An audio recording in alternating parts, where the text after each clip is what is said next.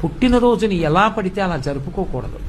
పుట్టినరోజు జరుపుకునేటటువంటి వ్యక్తి ఆ రోజు తెల్లవారుజామున నిద్ర లేచి అభ్యంజన స్నానం చెయ్యాలి. అంటే ఒంటికి నూనె వ్రాసుకుంటే అలక్ష్మి పోతుంది. ఆ నూనె అలదుకొని తలస్నానం చేస్తారు.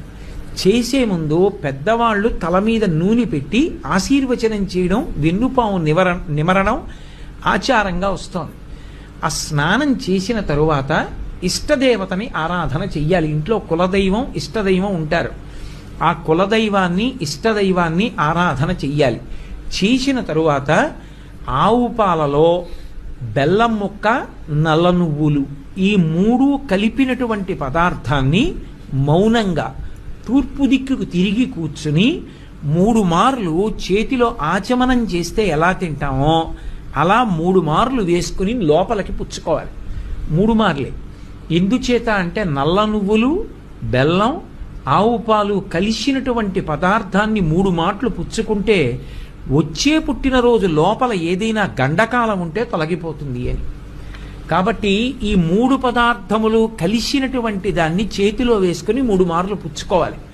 పుచ్చుకున్న తర్వాత 7 చిరంజీవులు ఉంటారు. అంటే వాళ్ళు పుట్టుక చేతనే చిరంజీవిత్వాన్ని పొందారు. ఇంకా కొంతమంది చిరంజీవిత్వాన్ని సాధించుకున్న వాళ్ళు ఉన్నారు. సాధించుకున్న వాళ్ళు కాదు, పుట్టుకతో చిరంజీవులైన వాళ్ళు. అశ్వత్థామ, బలి, వ్యాసుడు. అశ్వత్థామ, బలి, వ్యాసో హనుమాంశ్చ విభీషణ.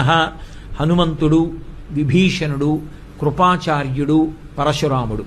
వీళ్ళ 7 కూడా సప్తైతే చిరజీవిన, పుట్టుకతే చిరంజీవులు. ఈ 7 పేర్లు మనసులోనన్నా స్మరించాలి, పైకన్నా చెప్పాలి. ఆ రోజున తల్లిదండ్రులకి, గురువు గారికి తప్పకుండా నమస్కారం చేసి వాళ్ళ ఆశీర్వచనం అందుకోవాలి. మీ ఇంటికి దగ్గరలో ఏ దేవాలయం ఉంటే ఆ దేవాలయాన్ని దర్శనం చెయ్యాలి. చక్కగా మృష్ణాన్న భోజనం చెయ్యవచ్చు.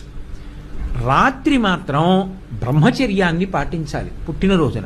పుట్టినరోజున బ్రహ్మచర్య దీక్షకి విరుద్ధమైనటువంటి సాంసారికమైన కార్యక్రమాల్ని నిర్వహించకూడదు. అలా ఉంటే ఆ రోజు పుట్టినరోజుని సక్రమంగా చేసుకున్నాడు అని చెప్తారు. తన శక్తి కొలది దాన ధర్మాలు నిర్వహించాలి. తనకి ఐశ్వర్యం ఉందా, దానం చేస్తాడు. తనకి ఐశ్వర్యం లేదు, గోగ్రాసం అంటారు.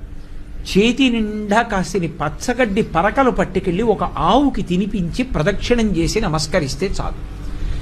ఇవి పుట్టినరోజు నాడు తప్పకుండా జ్ఞాపకం పెట్టుకుని చెయ్యవలసినటువంటి విషయాలు.